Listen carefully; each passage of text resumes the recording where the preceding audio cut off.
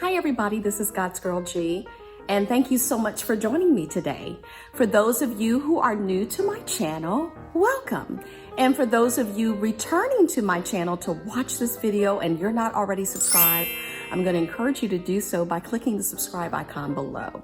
And if during the course of this video you hear something that you like, click this thumbs up, comment below, or better yet, share this video with someone who you feel could benefit from this information. With that stated, let's get into today's discussion.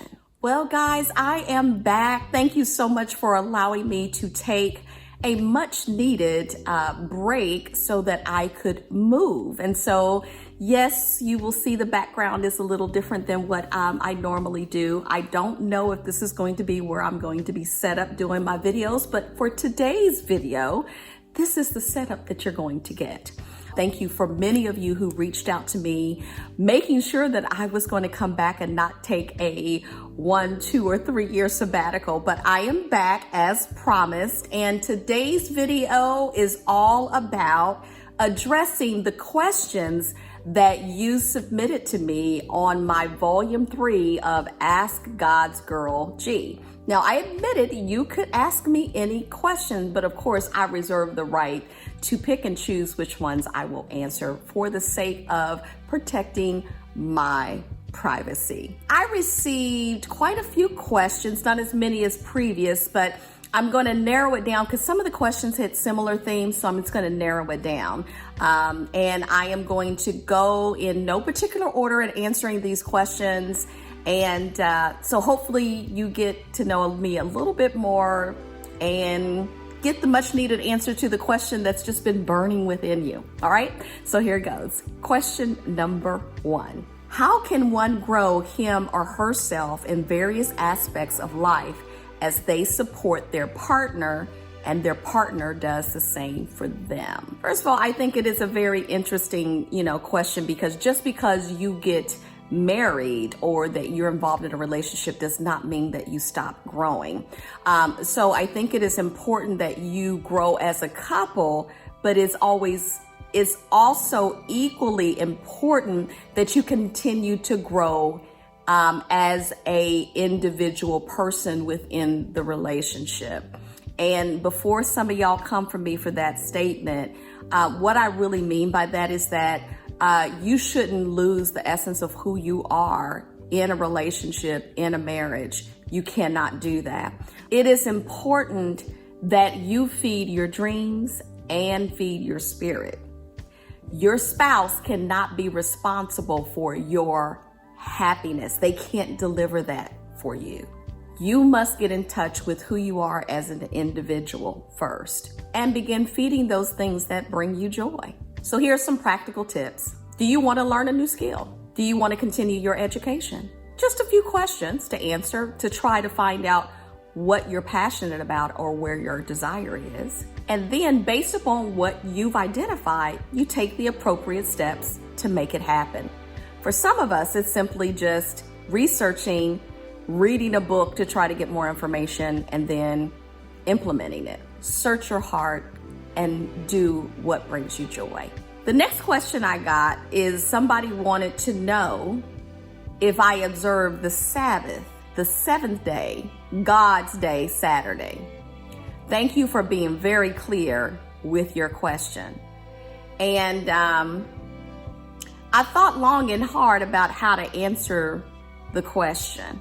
So let me give you some background and to make sure that we're all on the same page regarding this question. In the Bible's account of creation, God worked for 6 days and then he rested on the 7th day. And the 7th day was deemed Sabbath. That was in the Old Testament. But let's fast forward to the New Testament, particularly the book of Matthew, where Jesus comes on the scene. Jesus reminded the people who had become so burdened by the law of observing the Sabbath that he reminded the people of God's actual intent for the Sabbath: unity with God, creation, and each other. So in response to the question, do I observe the Sabbath? I observe the Sabbath on the weekend. Sometimes it's Saturday church, sometimes it's Sunday church. I just purpose to make sure that I designate a set time for God, not only on the weekend to worship Him, but also every day. All right, next question. Okay, y'all ain't gonna let me get around this question of my age. And so you know what? I'm gonna go ahead and give the people what they want. Okay, so listen. Not ashamed of it, but I just kind of felt it was too much information, right? Okay, but I'm gonna let y'all have it, because every time we do one of these Godsgirl G, I had a slew of them. Well, how old are you? How old is she? All right, so I'll tell you how old I am. You ready? No, for real this time.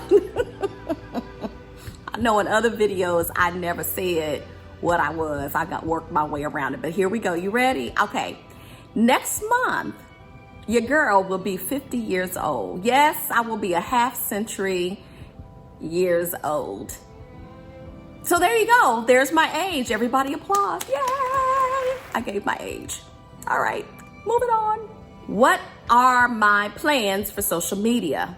So I guess you guys got a big hint of that when I asked one of the polling questions during the time that I was out about which social media site should I use, and Instagram definitely won very, very easily. So what my plans are there is really, it's just basically to get more of the word out, to get more people watching the videos, and hopefully helping and impacting people in a more broader way, broader community. I had several people write to me over the years telling me that I just needed to expand my viewership because they said the content was really, really good. And so I never was in it to make money. That really wasn't the reason why I started. The reason why I started is that I was single at the time, and there was no one on YouTube talking about Christian singles in a way that was relatable and that made sense. And so that's really what started me on this journey. And I guess it took off from there. And so I'm not going to rehash all of that, because every time I do one of these, that comes up. But my intent was to put information out there for other Christian singles, to help them grow and develop as I was on my own journey. And of course, here we are, what feels like 12 years later? I mean, it's just amazing to me, grown and developed. And I started that journey when I was in my late 30s, continued on through the 40s, took a little break or whatever you want to call it. So it's been some time since I've been doing this. But again, thank you so much for your support. You can help me by sharing my videos and getting other people to watch and subscribe if you want to help me. I have a goal by the end of the year to try to get to 10,000 subscribers. That would be a really nice goal for me to hit. We're almost there. So the next question that I got is, what is the most offensive comment lately that you have received in response to one of your videos? You know, I am always amazed at the things that people will feel so comfortable saying behind the screen. Nobody really knowing them, and some of the things that are said. And when I would hear other people videos that I would listen to, and people would say, you know, people can be so mean and rude, and I'm doing this all for the glory of God and all of that, yada, yada, yada. Yeah, people can be pretty rude, very, very opinionated, but what I am finding, the comments that kind of sting the most recently was someone made a comment on one of my videos about the truths of being single, and you know, it's basically for mature Christian singles. And I mentioned that you may never get married and all of these other stuff. This one lady, she went off in her comments, and she said she was tired of people who are married trying to give single people advice. And I think the reason why it stung so much is because I have been single I had been on that single journey for a very long time before I got married the second time around. And so I know what it's like. And when I came back to start doing more videos, I do believe that I informed you guys that I was struggling regarding continue down the path of single, Christian singles are going down a different path. I didn't feel yet qualified to talk necessarily about marriages. Marriages, anytime you talk about marriage and marriage relationships, that has so many deep crevices to it. And I feel that you really, in order to dig deep, you need to be a certified marriage counselor to get into some of this stuff. But I decided to focus on relationships. That topic was a lot more broad than just talking about Christian singles. Because when you just talk about relationships in general regarding whether it's a relationship with a loved one, a family member, a spouse, boyfriend, girlfriend, just friends in general, there's so much that can be said, and there's so much that can be shared with that within the context of being able to match that up to scripture, the Bible, and living. And the one area of relationship that I've been focused on a lot lately is really our relationship with God. Because listen, I was just talking to my mother. Listen, this COVID pandemic is no joke.